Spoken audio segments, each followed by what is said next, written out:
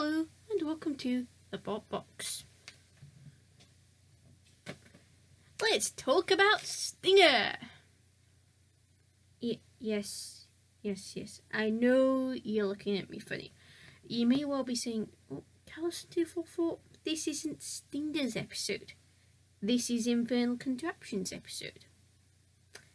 Yes, I know. But hear me out.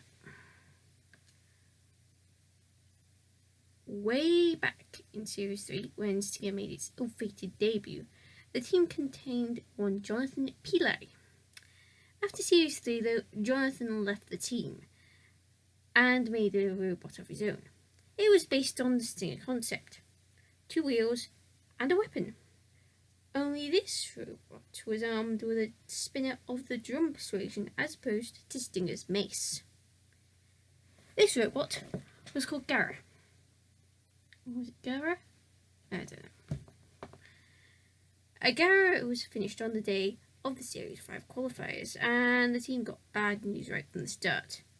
Gyro was 15 kilograms overweight.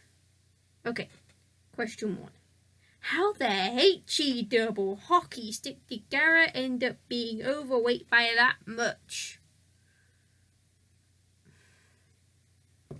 Anyway, it fought another overweight bot, won but failed to qualify, probably due to being overweight. So Gyro lost 17 kilos and got a new name: Infernal Contraption. Hey. Apparently nobody could pronounce Gyro.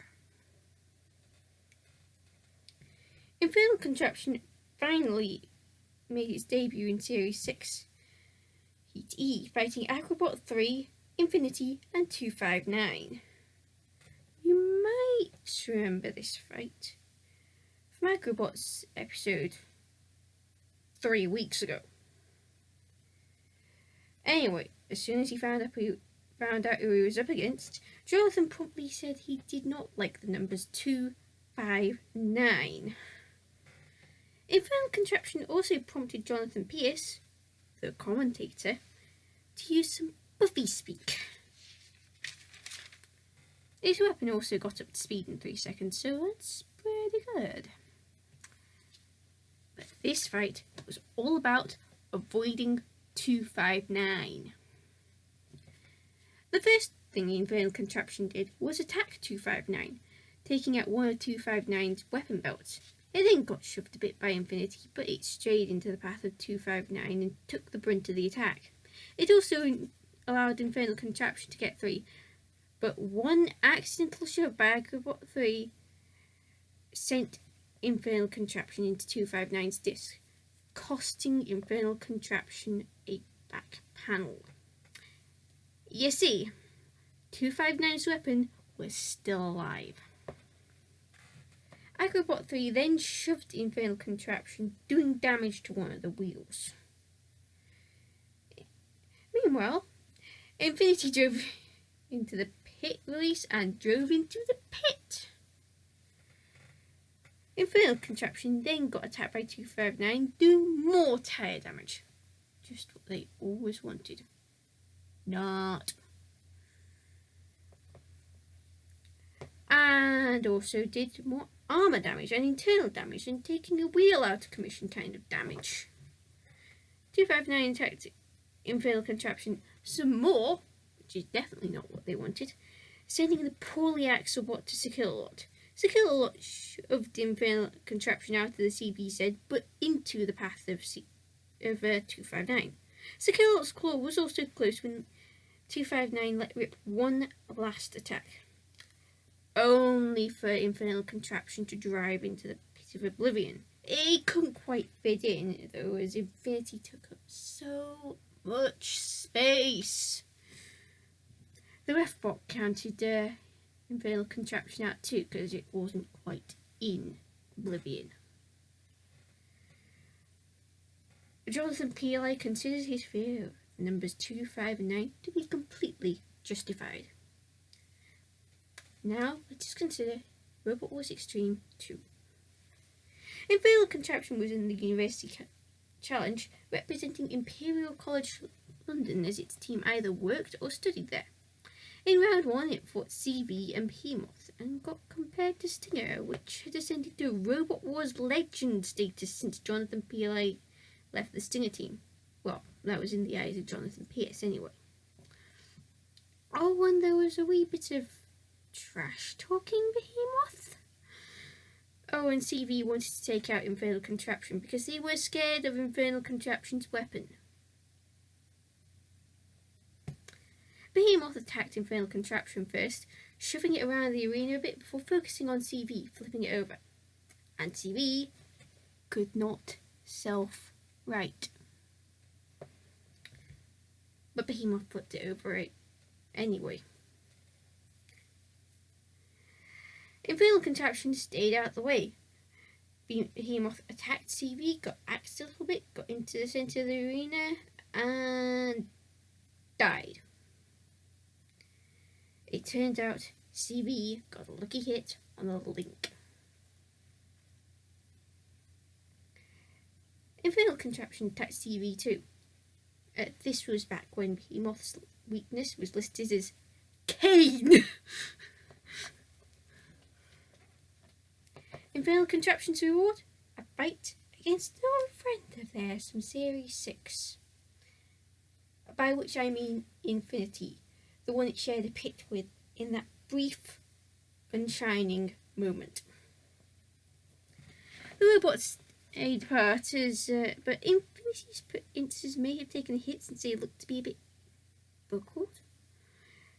Didn't seem to stop them from doing some shoving, just like the last time they crossed paths. Infinity's shoving took Infernal Contraption into Sergeant Bash's CPZ, and there was no easy way out for the Axelbot. Happily, Sergeant Bash got out of the way, but unhappily for Infernal Contraption, Infinity's pincers were alive-o. Then Sergeant Bash rocked up and earned its reward, getting attacked by Infernal Contraption. Infinity was getting attacked this time. And once Infinity got free, Infernal Contraption got a hit on Infinity's pincers, taking them out of commission. Of course, last time Infinity's pincers went, they drove into the pit. This time, however, lessons had been learned. Also, both robots were stuck in Sekilot's CPZ. That never helps. They escaped, though, but Sekilot took a liking to Infinity, spinning it around and dumping it on the arena dance floor. But Infinity still lived, and it sent Infernal Contraption to some fire. Then Sergeant Bash. Then the Refbot. Oh, and the Infernal Contraption spinner was now dying. Infernal Contraption was still moving, and although it just barely escaped Sekilot, there was no control. But as Infinity could not kill Infernal Contraption, the battle with the judges. The judges went for Infinity. Jonathan Pillay reckoned that darts were used in the decision. Balanced darts. So it was fair. And robot pictures.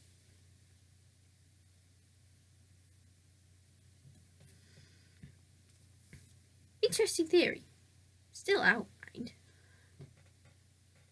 Infernal Contraption got into Series 7, first making an appearance in the Battle of the Spinners. Why nobody called it the Spin-Off or Spin City is a mystery. No matter.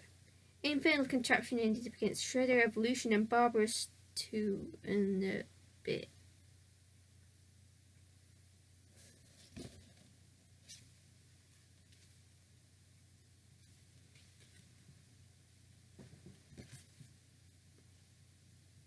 My God. Barbarous 2 will have its own episode, and I'll have to say Barbarous 2 in a bit. Repeatedly.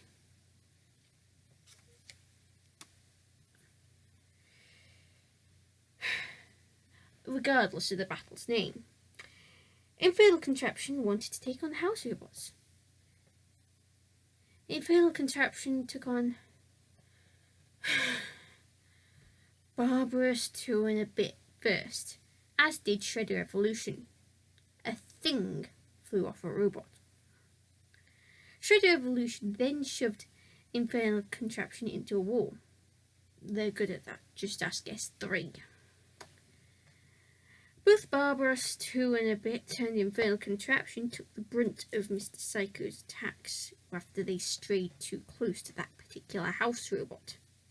Not long before, Shredder Evolution had opened the pit that was right next to Mr. Psycho's CPZ. So Mr. Psycho gave a little shove, and in went Barbarous 2 and a bit. It then became clear that the thing that used to be attached to a robot was attached to Infernal Contraption's left wheel, and its twin on Infernal Contraption's right wheel might soon part company with the Axelbot. If Shredder Evolution had its way anyway. Infernal Contraption's right wheel was dead though, and its left wheel was similarly dying, so the RefBot came in to count it out. Mr. Psycho then picked up Infernal Contraption, roasted it, and dumping it in the pit, Infernal Contraption protesting all the way. And relax. I don't have to say that robot's name again. But when Barbarous' episode comes along, I get to watch it fight Hypnodisc. Sorry. That's a spoiler. Infernal Contraption was in Series 7 proper, in Heat K against Mantis, Jabba, and Bulldog Breed, the latter being the 12th seed.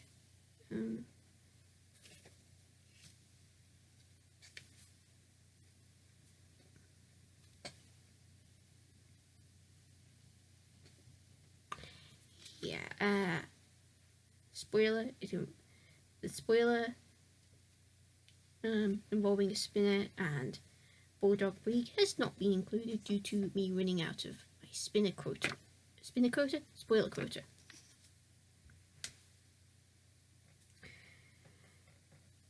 Jonathan Pillai mentioned a sewer pipe was used in Infernal Contraption, and giving Jane the Pit reporter a horrible mental image. Infernal Contraption went after fellow spinner Jabba, but quickly found Bulldog Breed chasing after them. Being an Axelbot, though, they were fine. Bulldog Breed then decided to shove Infernal Contraption into an empty CPZ and fling the Axelbot out of the ring. Spoiler, it didn't work. Oops, I used a spoiler when I ran out my spoiler quota. Double whoops. Infernal Contraption was now spinning around madly, so Bulldog Breed flipped again, causing it to bounce off Sergeant Bash while the other three robots were locked together in some kind of unholy robot matrimony. Infernal Contraption did bash them, but Bulldog Breed got free and went after Infernal Contraption.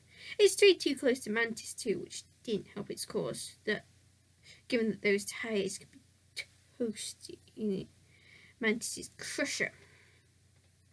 Infernal Contraption then strayed too close to Sergeant Bash, but Sergeant Bash was the one that got wounded.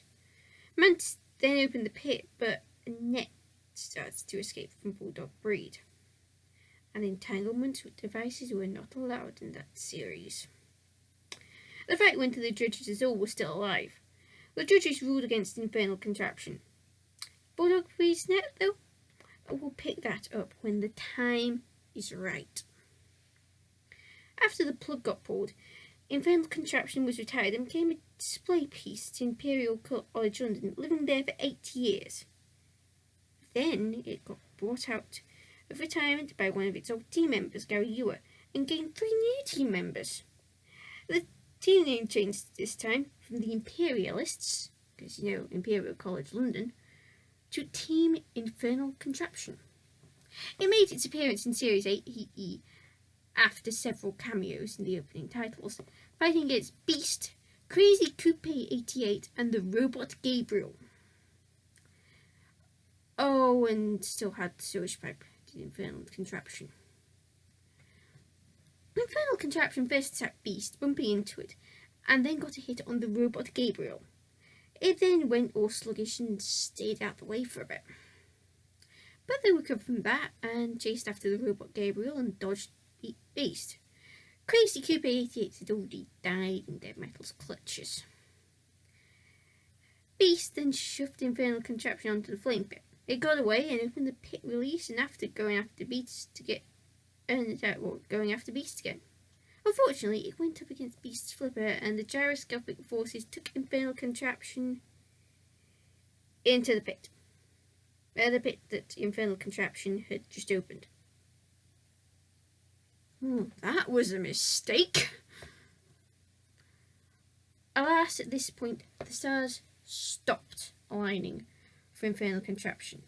Though they had 2 whiteboard matches, winning one and losing the other, they didn't enter Series 9 due to Gary Yu's travels. He was in New Zealand, according to the wiki. And in Series 10, a rebuilt, crowd-funded Infernal Contraption was one of only 2 reserves that went unused. So, what do I make of Stinger's cousin? Well, it could have done better had it stayed away from the pit and not been so affected by the gyro. I'm not a big fan of the lack of control, and yeah, Stinger would totally beat the Infernal Contraption up. This fight should totally happen. Live circuit, could you make this happen? I'll watch. On YouTube. Oh, and Infernal Contraption is great for avoiding 259 E, because an F would be too harsh. So, who's next?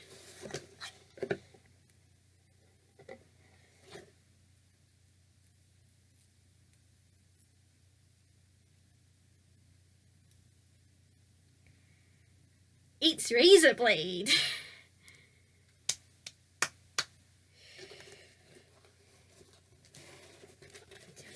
Till next week. Carlson 244 out. Infernal Contraption will always be Stinger's cousin. Robot family trees are fun!